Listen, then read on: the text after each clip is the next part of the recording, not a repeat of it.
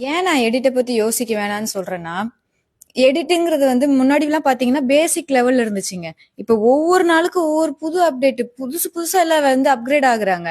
Instagram open பண்ணாலே சரி, YouTube எந்த இதுல ஓபன் பண்ணாலும் நம்மளோட அண்ணன், தம்பி எல்லாரும் அப்படியே போடுற சேனல்ஸ்ல வீடியோஸ பார்த்தோம்னா, ப்ரோ இருக்கிற நார்மலா இருக்கிறவங்களுக்கு ப்ரோ லெவல்ல சொல்லி கொடுத்துட்றாங்க. அதுக்கே ஒரு 50 டேஸ் டியூட்டோரியல்லாம் போடுறாங்க. அதெல்லாம் நம்ம கத்துக்கிட்டு நம்ம எப்ப நம்ம சேனல்ல ட்ரை பண்றதுன்னு நம்ம உட்காந்து ஒவ்வொரு எஃபெக்ட்ஸா ட்ரை பண்ணி ஒரு டிரான்சேஷனா போட்டுட்டு இந்த ஃபாண்ட்ஸ் நல்லா இருக்கும், அந்த எஃபெக்ட் நல்லா இருக்கும், இது எல்லாமே நம்ம ட்ரை பண்ணிக்கிட்டே இருக்கிறப்போ எனக்கு ஒரு ஒரு வீடியோவும் போட டிலே ஆகும்.